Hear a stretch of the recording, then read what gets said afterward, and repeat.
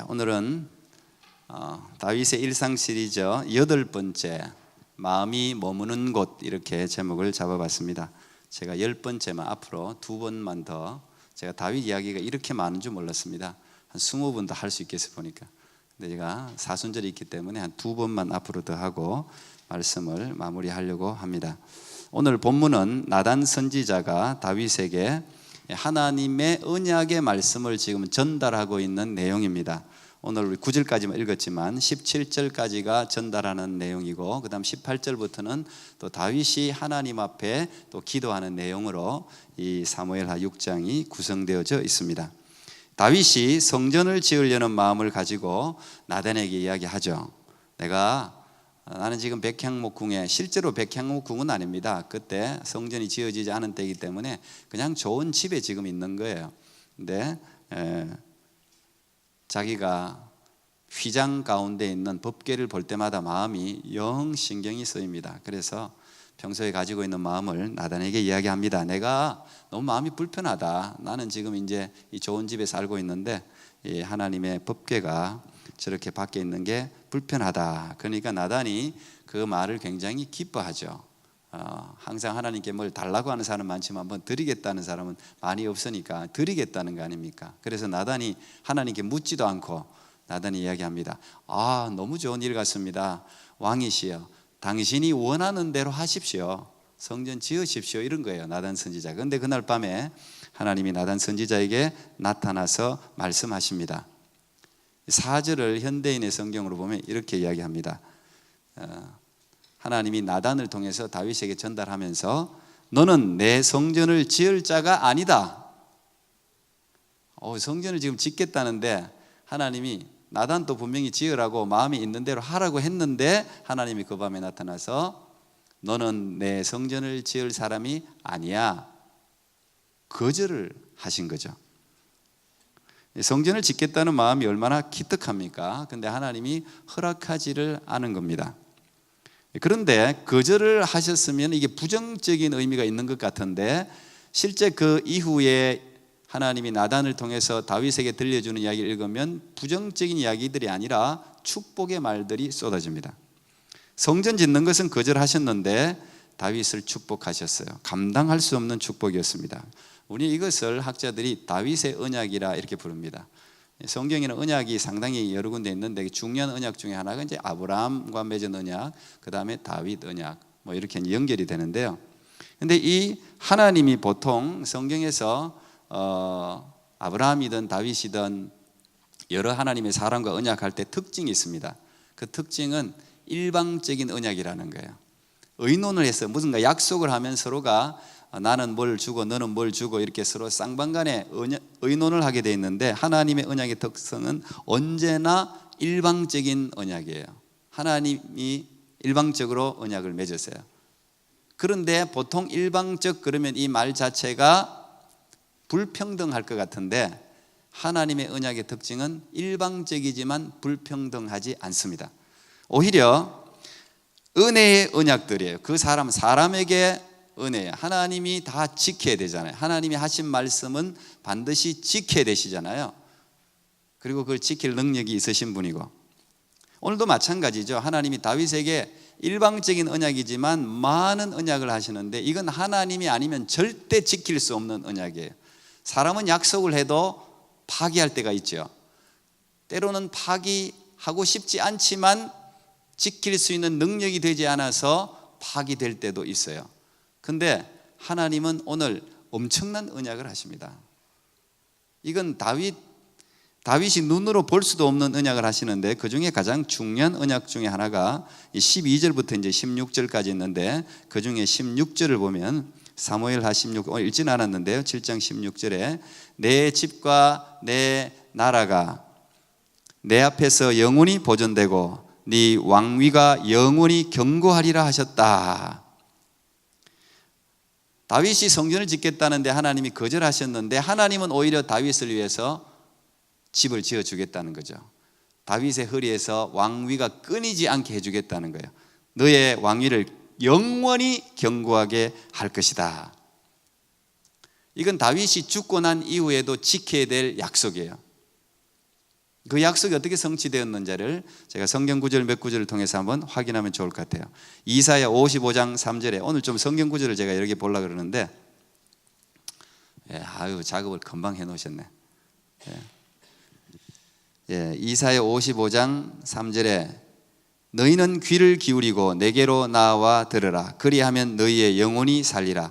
내가 너희를 위하여 영원한 언약을 맺으리니 곧 다윗에게 허락한 확실한 은혜다. 이 이사야 선지자가 굉장히 많은 예언을 했는데 특별히 이사야 선지자는 메시아 예언을 굉장히 많이 했습니다. 예수님에 대한 예언을 굉장히 많이 했어요. 이제 사순절만 되면 항상 어느 교회에서나 들을 수 있는 게 이사야 53장 아닙니까? 이사야 53장이 뭔지 아세요? 그가 찔림은 우리의 허물을 인하며, 이런 내용 항상 우리가 듣는 이 이사야가 다 이야기했는데, 오늘 보니까 내가 너희를 위하여 영원한 언약을 맺는데 다윗에게 허락한 확실한 은혜니라. 영원한 언약 해놓고 뒤에는 은혜니라. 다윗에게 허락한 확실한 언약이니라. 이래야지 말이 맞는 것 같은데 은혜니라. 이것도 이런 묵상하면 굉장히 큰 깊은 울림이 있는 말씀입니다. 하나님의 은혜가 아니고서는 이 언약이 성취될 수 없기 때문에. 그 다음에 예레미야 23장 5절에도 여호와의 말씀이니라. 보라, 때가 이르리니 내가 다윗에게 한 의로운 가지를 일으킬 것이라. 다윗에게 한 의로운 가지를 일으킬 것이라. 그가 왕이 되어 지혜롭게 다스리며 세상에서 공의와 정의와 공의를 행할 것이다. 다윗에게서 한 의로운 가지를 일으킬 것이다.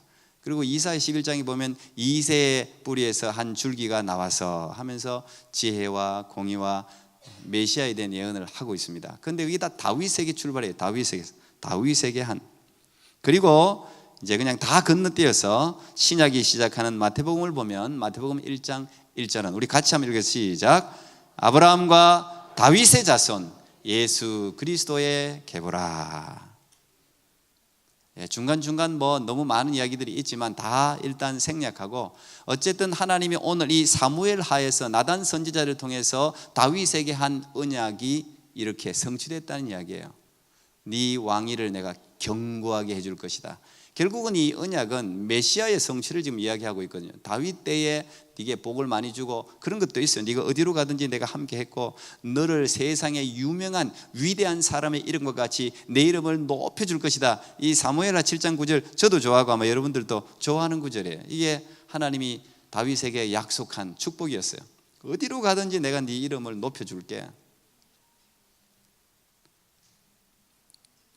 그리고 다윗과 솔로몬으로부터 예수님의 육신의 아버지 요셉이 출생하죠. 그리고 다윗의 다른 아들 나단으로부터 마리아가, 예수님의 어머니 마리아가 출생합니다. 전부 다윗의 뒤를 이어서 다윗의 자손으로부터 예수 그리스도가, 구세주 예수 그리스도가 탄생하게 되는 거죠.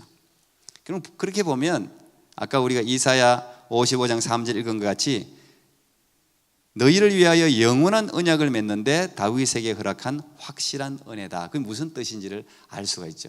다윗부터 여러분 예수님까지 14대라 이렇게 마태복음에 기록해 놨는데 얼마나 많은 시간이 지났습니까? 다윗이 BC 1000년대 사람이 1000년의 시간이 지났습니다. 여러분 1000년의 시간이 지났는데 하나님이 1000년 동안 다윗의 허리에서 왕위가 끊어지지 않게 붙들어 주셨다는 거예요. 여러분 그 사이에 다윗의 후손들 중에 다 선하게 살았습니까? 믿음을 잘 지켰습니까? 의롭게 살았습니까? 그렇지 않거든요. 벌써 솔로몬부터 대가 끊어지려면 솔로몬 때 끊어질 수 있었어요. 솔로몬이 처음에는 잘 하나님을 섬겼다가 마지막에는 부인을 많이 둬가지고 눈이 어두워져서 우상을 얼마나 많이 섬깁니까? 그래서 하나님 여기 이야기하고 네 자손이 죄를 지어도 내가 끊지 않겠다. 네 왕위를 끊지 않겠다. 그렇게 약속하셨거든요. 그래서 끊지 않았어요. 단지 나라가 분열 두 동강이 났어요. 그렇지만 하나님이 다윗에게 약속한 대로 그 언약을 영원히 계속해서 예수 그리스도까지 성취해 나간단 말이에요. 1000년 동안. 이 하나님 아니면 이런 언약을 할 수 있습니까? 그래서 일방적인 언약이라고 하는 거예요. 사람이 이해를 못하니까 우리가 하나님하고 언약을 맺을 수가 없어요. 여러분에게도 이런 하나님의 언약의 말씀이 있는 줄 믿습니다. 하나님이 여러분에게도 말씀하신 거예요. 여러분도 하나님 그 언약, 하나님의 은혜로 저와 여러분들을 지금도 이끌고 가시는 줄 믿습니다. 다윗의 삶은 이렇게 하나님의 은혜 속에서 그 언약이 성취된 삶이었다. 한마디로 그렇게 우리가 이야기할 수 있어요. 위대한 사도 바울은 다윗을 한마디로 이렇게 평가했죠. 사도행전 13장 22절에 보면 내가 이새의 아들 다윗을 만나니 내 마음에 맞는 사람이라 내 뜻을 다 이루리라 그랬습니다.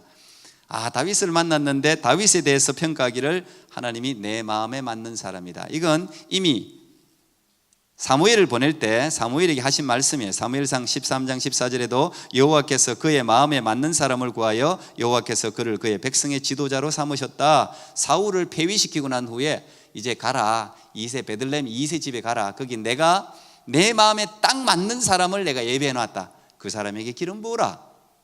내 마음에 맞는 사람.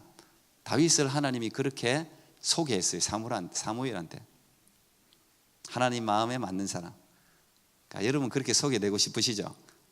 욕심이 있습니까? 눈이 막 이글이글 불타야 되는데 나도 하나님 마음에 맞는 사람이 되게 뭐 이런 열망과 소망이 있어야 돼요. 막 그게 목숨을 걸 정도로 그런 열망이 있어요. 하나님 마음에 맞으면 끝나는 거예요. 어떤 사람, 자기가 존경하고 사랑하는 사람들의 마음에 들기 위해서 우리가 얼마나 노력합니까? 야, 이거 마음에 들어, 이거 마음에 들어, 이거 마음에 들어, 이렇게 묻지 않습니까 우리가? 그 참 마음에 들어. 그 입은 옷이 마음에 들어. 네 마음씨가 마음에 들어. 음식 맛이 너무 마음에 들어. 우리가 존경하고 사랑하는 사람으로부터 그런 말을 들을 때 그 최고의 찬사 아니겠어요? 최고의 찬사. 직장인들은 상사의 마음에 들기 위해서 그렇게 열심히 노력하잖아요. 세상에서도 위에 상사에게 마음에 들기 위해서 그렇게 노력하잖아요. 근데 다윗은 하나님의 마음에 맞는 사람, 하나님의 마음에 딱 맞는 사람, 마음에 드는 사람. 다윗은 어떻게 하나님의 마음에 드는 사람이 될 수 있었을까요? 물론 그것은 전적인 하나님의 선택입니다. 야곱은 사랑하고 에서는 사랑하지 않고 전적인 주권에 대해서 우리가 참 말하기 어려워요. 근데 하나님의 전적인 주권이요 하나님의 마음이겠지만 우리는 성경 곳곳에서 하나님이 다윗에게 푹 빠질 수밖에 없는 모습을 발견할 수가 있습니다. 여러 곳곳에 발견할 수가 있어요. 그냥 누가 봐도 쟤는 우리가 아이들 보면 쟤는 사랑하지 않을 수가 없어. 얼마나 사랑스러운지. 엄마 아빠 그냥 혼을 쏙 빼놓네. 그런 사람이 있어요. 제가 이렇게 다른 교회 이렇게 성도들 봐도 저분은 저 교회 목사님이나 성도들한테 참 많이 사랑받겠다. 신앙생활 하는 모습이 그런 분들이 있어요. 다윗도 성경의 곳곳에 보면 하나님이 사랑할 수밖에 없는, 마음에 들 수밖에 없는 그런 모습이 있어요. 그중에 오늘 제가 몇 가지만 말씀드리려고 그래요. 저와 여러분도 다윗 같은 모습으로 하나님을 섬기기를 축복합니다.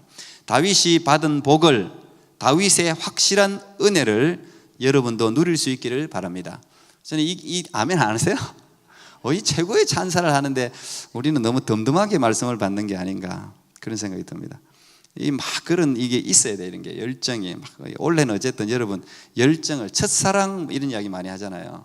첫사랑 부인을 봐도 덤덤하고 남편이 부인을 봐도 부인이 남편을 봐도 첫사랑 에로스적인 사랑으로 볼 수는 없겠죠 우리가. 그러나 마음에 그 더 고상하고 깊은 사랑은 있어야 되지 않겠어요? 여러분에게 그게 변하지 않기를 죽는 순간까지 우리 교회 저와 여러분이 다 그랬으면 좋겠습니다. 우리는 그동안에 7번 제가 말씀을 전하면서 제일 먼저 베들레헴 목동부터 시작했어요. 여러분 설교를 아직 기억 못 하시겠지만 베들레헴 목동부터 시작했어요. 그리고 오늘 이스라엘 전체의 왕이 된 다윗의 모습을 우리가 보고 있어요. 시골 촌놈 8명 중에 막내, 형제와 아버지한테도 인정받지 못한 그 다윗이 어떻게 완전 무명해서 이스라엘뿐 아니라 지금 모든 사람들의 존경받는 왕이 될 수 있었을까? 수금 타는 악사로, 또 이스라엘 위기에서 구한 영웅적인 군인으로, 쫓겨다니는 도망자로, 또 사울이 죽음으로 말미암아 유다 지파의 왕으로, 이제 드디어 남북 이스라엘의 왕으로 참 파란만장한 삶의 여정을 다윗은 걸었던 것 같습니다. 제가 지금 일상 속에서 만나는 하나님이라는 큰 주제 가운데 이제 다윗의 일상 시리즈를 지금 하고 있는데, 그러면 다윗의 일상의 삶, 사실 이 모든 게 일상의 삶인데 여러 모습들이 있잖아요. 목동, 연주자, 또 군인, 또 도망자, 또 왕, 이게 다 다윗의 일상의 삶이었어요. 모습이죠. 근데 그 중에 공통점이 있어요. 여러분도 발견했을 거예요. 자, 이건 우리의 일상에서도 가져야 될, 그래야지 일상 속에서 하나님을 만날 수 있는 굉장히 중요한 포인트 같아요. 공통점이 뭐가 있을까요? 만약에 다윗의 마음을 양파 껍질 벗기듯 벗긴다면 뭐가 나올까? 다윗의 마음을 헤집고 들어가면 뭐가 나올까? 이제 우리가 이걸 한번 생각해 볼 필요가 있죠. 다윗에게 가장 중요한 본질은 뭘까? 에센스가 뭘까? 가치가 뭘까? 목동부터 시작해서 왕에 이르기까지 전부 다 삶을 관찰해 보면 역시 제일 중요한 것은 여호와 하나님이었습니다. 여호와 하나님. 만약에 어떤 사람한테 다윗이 어떤 사람이냐 이런 이제 리포트를 숙제를 해와라 이러면은 사람들이 조사를 하겠죠. 언제 출생했고 어디에서 출생했고 어떻게 자랐고 뭐 이런 걸 조사하지 않겠어요? 그래서 뭐 그는 목동이었고 뭐 8째 중 막내였고 연주자였고 군인이었고 도망자였고 뭐 많은 이야기를 할 거예요. 적어서 이제 발표를 할 거예요. 그는 이렇게 태어났고 어떻게 이렇게 프레젠테이션을 우리가 했다 칩시다. 그것이 과연 다윗을 제대로 관찰하고 평가하는 걸까요? 그렇지 않을 거예요. 다윗에게서 하나님을 빼면 다윗을 완전 모르는 거예요. 하나도 모르는 거예요.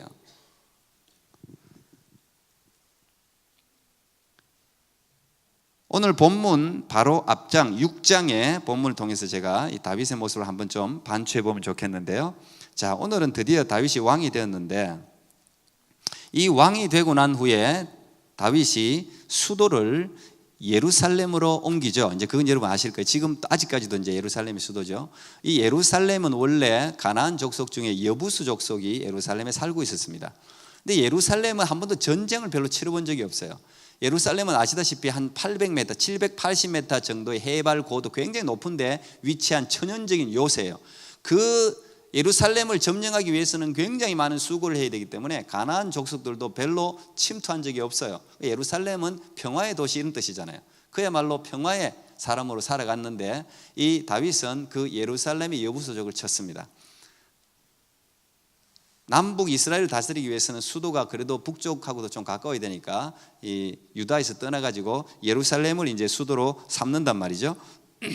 그리고 난 후에 수도를 이전하고 난 후에 다윗이 가장 먼저 생각한 계획의 플랜이 법궤를 이동시키는 거였습니다.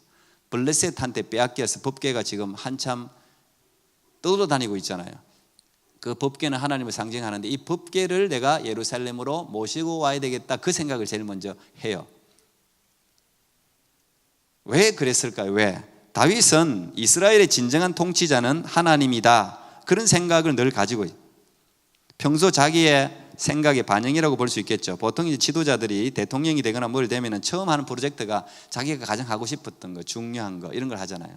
다윗은 법궤를 옮기는 거였어요.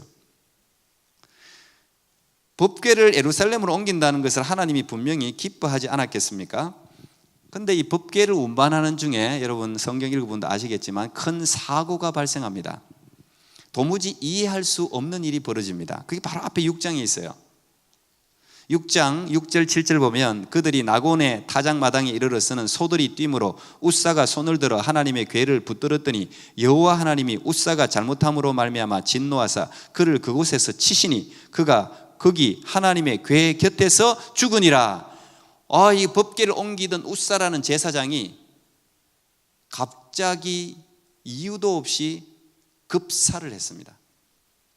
그것도 특별히 우리가 볼 때는 잘못한 것 같지도 않아요. 수레에 법궤를 싣고 이제 올라가는데 길이 요즘같이 도로가 뭐 닦인 것도 아니고 들긋들긋 하니까 법궤가 미끄러지려고 그런단 말이에요. 땅에 잘못하면 떨어지게 생겼어요. 그러니까 웃사가 가서 법궤를 팍 잡았단 말이에요. 떨어지지 않도록. 우리가 이것만 보면 당연히 법궤를 잡아야지, 이거 떨어지지 않게 해야지, 웃사가 잘못한 게 없는데 왜 하나님이 그를 치셨을까? 하나님이 진노하셨다 그래. 진노까지 하시면서 죽이셨을까? 이건 굉장히 우리가 궁금해지는 대목이죠. 그리고 이제 법궤를 옮기려던 다윗이 따라가다가 우사가 죽는 걸 보면서 하나님을 두려워했습니다. 하나님을 무서워했습니다. 그리고 그냥 혼자 법궤 놔두고 예루살렘으로 올라가 버렸어요. 그게 3달이에요.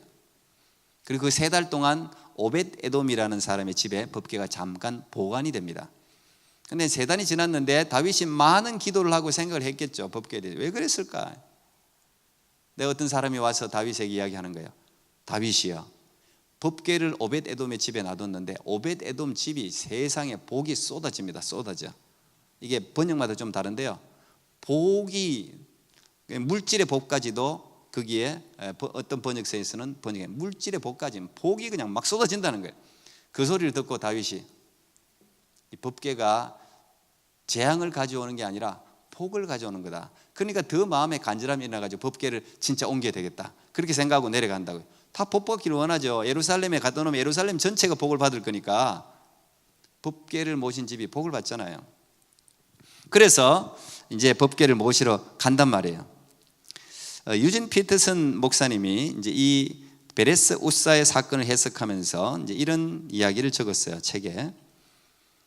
사람들이 하나님을 예배하기 위하여 모이는 장소, 오늘 우리 이 장소예요. 이 장소는 굉장히 영광스럽고 은혜스러운 장소라고 생각하지만 사실은 굉장히 위험한 장소다 그랬어요. 제가 굉장히 마음에 와닿았어요. 하나님을 만나는 영광스러운 자리임과 동시에 자신이 죽을 수도 있는 장소다, 그렇게 적어놨어요. 그래서 반드시 예수님의 이름으로 모이는 예배와 집회 장소에는 표지판을 세워놔야 된다. 위험, 주의, 하나님을 주의해라, 주의가 필요하다, 이런 간판을, 표지판을 세워놔야 된다는 거예요. 우리는 막 하나님 찬양, 은혜 이런 것만 세워놨는데 난 정말 맞다고 생각했어요. 아론의 대제사장을 이어받은 그 아들 둘이가, 나답과 아비후가 첫 번째 제사를 드리면서 즉사합니다. 그게 레위기 10장에 기록되어 있어요. 하나님을 섬겼는데 바로 죽었어요. 이 하나님을 만난다는 것은 굉장히 영광스러운 일이면서 동시에 굉장히 두려운 일이에요. 아주 두려운 일이에요. 구약시대 제사장들이 대제사장이 가장 두려워한 게 지성소 안에 들어가는 거였어요. 지성소 안에 들어가면 죽게 아니면 살게요. 그는 그 전부터 유언을 다 남겨야 돼요. 1년에 한번 들어갈 때 무서워서 다리에 방울까지 메고 들어가잖아요. 죽으면 끌고 나오고, 사람이 다른 사람 들어가면 죽으니까 방울 소리가 안 나면 끌어내야 돼 그냥. 두려운 자리. 제가 지금 서 있는 자리도 굉장히 두려운 자리죠. 위험한 자리입니다. 하나님이 살아계시기 때문에 그래요.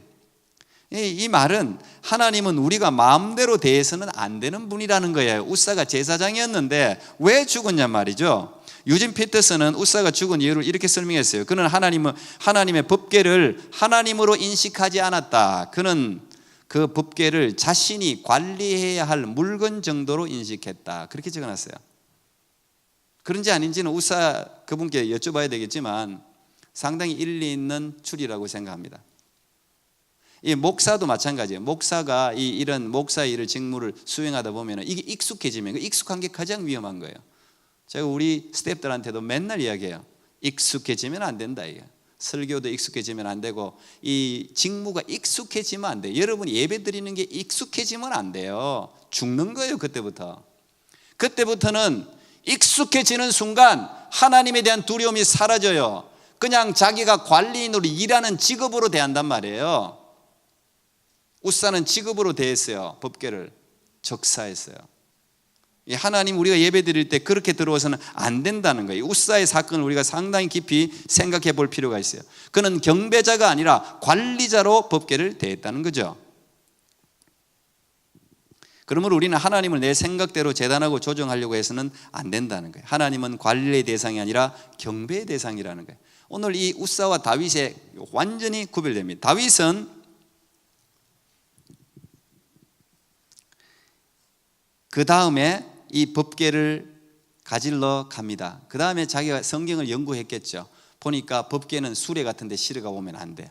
법궤는 운반하는 게 레위기에 다 기록되어 있어요. 법궤는 항상 채를 깨가지고 제사장들이 어깨에 메고 다녀야 돼요. 근데 그냥 수레에 싣고 그냥 대충 들컹들컹 갔으니 안 되는 거죠. 그래서 다윗이 이번에는 제사장들 다 준비해서 야, 법궤를 어깨에 매라. 그리고는 두려워서 6발자국 6걸음 가고는 멈추게 하고 거기에서 가장 살찐소 가장 아름다운 예물을 하나님께 제사 드리고 옮기고 그랬어요. 그리고 예루살렘까지 갔어요. 근데 그냥 갔냐? 그렇지 않아요. 다윗은 오늘 보니까 그 앞에서 여러분 앞장 6장에 보면 힘을 다해서 춤을 춰, 에봇의 옷을 입고 힘을 다해서 춤을 췄어요. 예. 그 법궤를 옮기는 것을 어떤 국가의 예식으로 할 수도 있었을 거예요. 정치적인 어떤 이슈로 막 이벤트로 할 수도 있었을 거예요. 그런데 다윗은 그렇게 하지 않았어요. 정치적인 목적이 있었던 게 아니에요. 그냥 그는 이 법궤를 하나님으로 늘 경배했기 때문에 하나님을 경배하는 마음으로 하나님에 대한 반응을 그냥 그대로 반응을 그대로. 우리도 이제 찬양도 좀 달라질 필요가 있죠. 사실 우리 열심히 하긴 하지만 찬양에 대한 하나님에 대한 성호에 대한 이거 반응을 그대로 하는 거예요. 그냥 다윗이 아마 춤도 잘 췄을 것 같아요. 춤도 굉장히 막 춤을 정신없이 추는 거예요. 막 계속해서 예루살렘에 들어올 때까지 춤을 추고 들어오는 거예요. 그걸 미갈, 자기 그때 사울의 딸 미갈이 부인이었잖아요. 미갈이 그걸 보고는 채통 그 부하들 앞에서 그 여자들 앞에서 아낙네들 앞에서 도대체 당신은 채통도 안 지키고 옷도 줄줄 내려가면서 그렇게 그냥 어떤 춤일지는 저는 몰라요. 아마 막춤 비슷하지 않았을까. 막 췄을 것 같아. 그냥 막 춤을. 예. 우리가 옛날에 뭐 성령코 뭐 그런 이름 부르겠네. 뭐 성령코를 쳤는지 모르겠지만 하여튼 막 미갈이 그랬단 말이야. 그러니까 야, 네가 나를 무시해도 나는 춤출 거다. 우리 네가 무시하는 그 여자들은 나를 존경할 거다. 그 다음부터 미갈하고 잠자리를 안 했다. 그 다음부터 자식이 없었다고 바로 앞절에 나와 있어요. 그 바로 여러분 7장 1절 바로 앞에. 그리고 오늘 7장 1절이 이어지지 않습니까? 여호와께서 주위의 모든 원수를 무찌르사 왕으로 궁에 평안히 살게 하신 때 이렇게 이어진단 말이에요. 앞에 바로 그 사건이 일어나고 이어진단 말이에요. 그리고 오늘 하나님이 다윗을 마음에 들 수밖에 없는 다윗의 위대한 한 단면이 이거예요. 여호와께서 주위의 모든 원수를 무찌르사 왕으로 궁에 평안히 살게 하신 때에 다윗의 삶이 얼마나 참 고단한 삶이었습니까? 10년 이상 쫓겨다니면서 집도 없이 쫓겨다니면서 이제 평안하게 여부수하고 전쟁도 하고 계속 전쟁도 얼마나 많이 했는지 몰라요. 오죽하면 하나님이 너 성전 못 짓는다. 오늘 이 사무엘 하에는 이유를 설명하고 있지 않아요. 그런데 똑같은 본문이 역대상 22장에는 나와요. 이유를 이렇게 설명해요. 22장 8절에 여호와의 말씀이 내게 임하여 이르시되 너는 피를 심히 많이 흘렸고 크게 전쟁하였느니라. 네가 내 앞에서 땅에 피를 많이 흘렸은즉 내 이름을 위하여 성전을 건축하지 못하리라. 이렇게 풀어서 설명했어요. 다윗이 성전 건축 못한 이유는 피를 많이 흘렸대. 사람을 많이 죽였다는 말이에요. 다윗이 얼마나 많이 사람을 죽였겠어요. 첫 번째 죽인 사람이 골리앗이었어요. 그것도 그 사람 죽여본 것 같이 말이죠. 목을 덜컥 잘랐단 말이에요. 칼로. 그 장수를 죽이고부터 진짜 많은 사람을 죽였을 거예요. 아마 다윗이. 물론 그게 선한 싸움이라고 할지라도 하나님은 사람을 많이 죽인, 피를 많이 흘린 다윗이 성전을 짓게 하지 않았어요. 나의 성전은 평화의 사람이 져야 된다. 그래서 솔로몬이 짓잖아요. 솔로몬이 사랑받는 사람, 평화의 사람이잖아요. 그만큼 이 다윗은 힘든 삶을 살았단 말이에요. 그런데 이제는 평안해졌어요. 누가 쫓아오는 사람도 없어요. 왕입니다. 최고의 자리에 올랐어요. 그러면 이제 자기가 수고했으니까 여러분 수고롭게 했으면 자기 자신을 위해서 보상해도 누가 뭐라고 하겠습니까? 내가 이만큼 수고했으니까 이제 내 좀 쉴게. 이제 좀 먹으면서 좀 내 마음과 몸이 좀 쉴게. 그럴 수 있잖아요. 근데 그때에 이게 참 중요해요. 평안히 살게 하신 때에 제가 항상 이야기하잖아요. 하나님이 복을 주실 때에 평안할 때 건강할 때 가지고 있을 때 미모가 있을 때 움직일 수 있을 때 재능이 있을 때 가진 것이 있을 때 그게 중요한 거예요. 항상 사람은 미련해서 다 하나도 없을 때 이제 막 후회한단 말이에요. 오늘 다윗은 최고의 위치에 있을 때 하나님을 생각했습니다. 하나님의 법궤를 생각했어요. 자기가 편한 것보다 하나님의 법궤가 밖에 있는 걸 마음 아파했어요. 슬퍼했어요. 자, 이 마음이 하나님이 참 기가 막히게 좋아하지 않았겠습니까? 근데 나단이 너 성전 못 지어. 그러면 만약에 하나님을 가득 차지 않았다면 분노할 수 있어요. 아니 내가 짓겠다는데, 하나님 내가 짓겠다는데요. 이게 선한 일이 아닙니까? 성전 하나님 필요하잖아요. 내가 지어 드리겠다니까요. 하나님이 안 돼. 그러면 막 분노할 수 있다. 어떤 사람은 막 자기가 하는 게 다 맞다고 막 밀어붙이는 사람이 있어요. 아니에요. 여러분 드리고 싶어도 하나님이 안 받는 게 있어요. 안 받는 게. 뭘 하고 싶다고 다 되는 게 아니에요.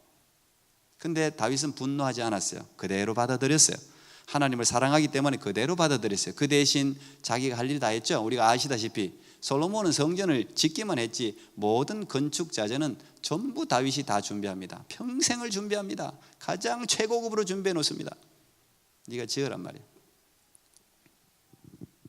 다윗이 얼마나 성전을 사랑했는지 우리는 다윗의 시 시편 27편을 통해서 확인할 수 있어요. 시편 27편 있어요? 그것도 하셨네. 제가 사실 이걸 파워포인트를 해가지고 왔는데 없는 거예요.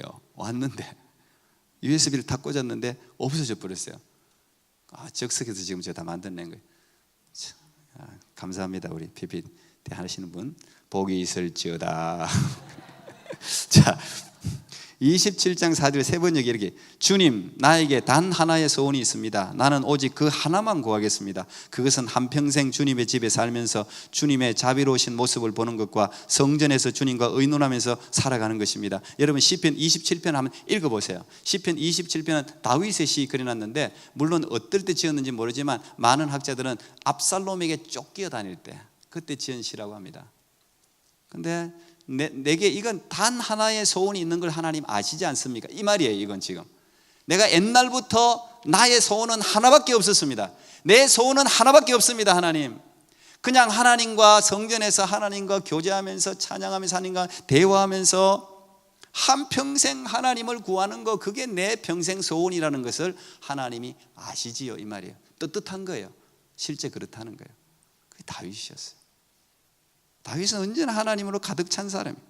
다윗은 하나님을 떠나서는 이야기할 수 없는 사람이에요. 다윗의 삶에 하나님을 빼놓고 이야기할 수 있는 게 하나도 없어요. 목동 시절에도 다윗의 유일한 놀이는 하나님을 묵상하는 거였어요. 여호와는 나의 목자시니. 언제나 하나님을 찬양하는, 수금을 타는 이유가 뭡니까? 자기를 위해서 뭐 악기를 배웠습니까? 아닙니다. 하나님을 노래하기 위해서. 그래서 악기를 배우는 거예요. 여러분 동기가 그렇게 되면 얼마나 감사해요. 내가 뭘 하면 하나님을 찬양하고 전도하고 복음을 전하기 위해서 뭘 하나 배우는 거, 그거 좋은 거죠. 다윗은 그래서 찬양했어요. 세상에 그 이름을 드러내었던 골리앗과의 전투에서도 그의 구호는 만군의 여호와, 그밖에 없었어요. 나는 만군의 여호와 이름으로 네게 간다. 마치 베드로와 요한이 신약에서 내게 있는 것으로 네게 주느니 곧 나사렛 예수 그리스도 이름으로 걸어라. 내게 있는 것 그것밖에 없어요. 다윗이 가지고 있는 건 그것밖에 없어요. 만군의 여호와밖에 자랑할 게 없어요. 근데 그게 최고였어요. 그게 모든 것이었어요. 여호와는 나의 목자시니 내가 부족함이 없으리라. 정처 없이 쫓겨다닐 때도 그는 피난처 요새 대신 하나님만을 묵상했습니다. 나의 요새시요 나의 피난처시요, 맨날 하나님만 나의 출구가 되십니다. 나를 위로할 수 있습니다. 나를 건지실 수 있습니다. 하나님밖에 없어요. 모든 일상 속에서 다윗은 하나님밖에 없어요. 왕이 되어서도 마찬가지예요. 그것밖에 없는데요. 파도 그것밖에 없는데. 다윗은 온통 하나님으로 채워진 하나님의 사람이었습니다. 예수님이 마태복음 6장 20절에 이런 말씀을 하십니다. 오직 너희를 위하여 보물을 하늘에 쌓아두라. 거기는 좀이나 동록이 해하지 못하며 도둑이 구멍을 뚫지도 못하고 도둑질도 못하느니라. 내 보물 있는 그곳에는 내 마음도 있느니라 그랬습니다. 오늘 다윗 그러면 오늘 다윗 성전 다윗이 솔로몬이 성전을 짓고 다윗이 성전 지은 거나 마찬가지죠. 우리는 성전을 더 중요하게 생각할 수 있어요. 그러나 그렇지 않습니다. 하나님은 성전보다 다윗의 마음을 더 중요하게 생각했어요. 마음을 더 중요하게 생각했어요. 우리가 에람트를 구한다. 사실 에람트 건물이 중요한 게 아니라 마음이 중요한 거예요. 마음이. 왜? 성전은 오래 못 가요. 솔로몬이 그렇게 위대한 성전을 지었는데 물론 길게 갔다고 하면 길게 갈 수 있었지만 300년 좀 넘게 갔습니다. 586년에 완전히 돌 하나도 남지 않을 정도로 바벨론에서 완전히 멸망당합니다. 그래서 하나님이 사도행전에 보면 야, 내가 너희들 손으로 지은 성전이 있을 것 같으냐? 오늘도 그러잖아요. 내가 너희들에게 언제 성전 지어달라는 소리 했냐? 야, 이 땅에 나를 둘 만한 곳이 어디 있냔 말이야. 이 땅에 가장 아름다운 건물, 거기에 나를 두면 뭐 빛이 날 것 같냐? 그 건물이 나를 담아두기에 충분한 장소 같냐? 금으로 바르든 다이아몬드로 바르든 세상의 모든 다이아몬드를, 보석을 다 갖다 발라가지고 건물을 지어놨다고 해도 여러분 하나님을 담을 만한 건물이 됩니까? 안 돼요. 이 돌덩어리라니까. 하늘나라 가면 여러분 여기서 여러분이 중요하게 생각하는 보석은 돌덩어리예요. 돌덩어리 아무것도 아니에요. 이 세상에 있는 게. 어떻게 하나님을 담을 수가 있겠습니까? 그 어떻게? 하나님이 그런데 사람이 지은 곳에 계시지 않는다 그랬어요. 근데 왜 우리는 솔로몬 성전과 다윗을 귀하게 여기는 겁니까? 성전이 위대한 이유는 거기에 하나님의 마음과 눈이 있기 때문에 그래요. 사람들의 마음에 그 성전이 있기 때문에 그래요. 이 교회를 지을 때 여러분 여기에 사람들의 마음이 모이잖아요. 기도가 모이잖아요. 희생이 모이잖아요. 헌신이 모이잖아요. 얼마나 많은 사람들이 피땀 흘려서 건물을 짓겠어요. 그 건물 자체가 중요한 게 아니고 다 무너지게 돼 있어요. 없어지게 돼 있어요. 근데 그들의 기도와 눈물과 땀과 희생과 그들의 물질과 삶이 건물 하나하나를 세웠단 말이에요. 그래서 하나님이 그 성전에 거하시는 거예요. 그래서 그 성전이 위대한 거예요. 그래서 성전보다 더 중요한 것은 마음이라는 것이죠. 마음이 중요해요. 마음을 바쳐야 돼. 너는 마음을 다하여 여호와를 섬기라 그러잖아요. 너는 마음을 다해, all your heart, 마음을 다해서. 이게 중요해요. 예수 믿을 때 마음을 다해서 하죠. 뭐든지 마음을 다해서 하면 거기에 하나님의 오늘 다윗에게 준 축복이 막 쏟아져요. 왜? 아니까 하나님이. 그래서 신약에서는 이 마음이 성전이 됩니다. 우리 몸이 성전이에요. 지금은 이 성전이 없다고요, 사실은. 고린도전서 3장 16절 17절 보면 너희는 너희가 하나님의 성전인 것과 하나님의 성령이 너희 안에 계시는 것을 알지 못하느냐. 누구든지 하나님의 성전을 더럽히면 하나님이 그 사람을 멸하시리라. 하나님의 성전은 거룩하니 너희도 그러하니라. 그랬습니다. 너희가 하나님의 성전이. 여러분 하나님 성전인 거 믿습니까? 당신은 하나님의 성전입니다. 인사하세요. 옆 사람. 당신은 하나님의 성전입니다. 이야, 이거 뭐 엄청난 인사입니다. 사실 내가 하나님의 성령이 거하는 전이라니 놀라운 거죠. 그냥 복이 그냥 걸어다니는 거예요. 성전. 하나님은 다윗이 성전을 지었기 때문에 사랑한 게 아니에요. 실제로 성전도 짓지도 않았어요. 그런데 하나님은 그 마음을 받았어요. 성전 짓고자 하는 그 마음. 자기가 왕궁에 있으면서도 저 밖에 있는 법궤, 저기 춥게 느껴지는 그 마음. 여러분 교회에 대해서 그런 마음이 있어야 돼요. 우리가 렌트에 살지만 여러분 그런 마음이 있어야 돼요. 항상 교회를 생각하는 마음 있어야 돼요. 언제나 교회를 걱정하는 마음. 그게 하나님 생각하는 마음이잖아요. 그래서 하나님이 복을 주는 거예요. 신앙생활은 언제나 마음을 살피는 생활입니다. 우리의 일상에서의 삶의 모습은 우리의 마음에서 결정돼요. 2019년은 여러분 마음을 새롭게 함으로 정말 다윗이 받은 축복을 여러분이 정말 경험했으면 좋겠어요. 로마서 12장 2절에 보니까 너희는 이 세대를 본받지 말고 오직 마음을 새롭게 함으로 변화를 받아 하나님의 선하시고 기뻐하시고 온전하신 뜻이 무엇인지 분별하도록 하라 그랬습니다. 마음을 새롭게 하고 이 마음에 하나님을 담으면 보물이 따라옵니다. 축복이 따라옵니다. 위대한 하나님의 역사가 시작됩니다. 왜? 하나님은 마음을 보니까 그래요. 마음을 보니까. 다윗같이 마음에 하나님을 담으십시오. 하나님을 채우십시오. 하나님을 묵상하십시오. 하나님을 찬양하십시오. 언제나 하나님을 생각하고 하나님과 더불어 하나님을 요새요 방패로 살고 살아가는 그 사람을 하나님이 붙드셔서 내 힘이 아닌 하나님의 힘의 역사가 나타나는 위대한 인생의 주인공이 될 줄 믿습니다. 마지막 구절을 같이 읽고 마치겠습니다. 잠언 8장 17절 같이 읽겠습니다. 시작. 나를 사랑하는 자들이 나의 사랑을 입으며 나를 간절히 찾는 자가 나를 만날 것이니라. 아멘. 감사합니다.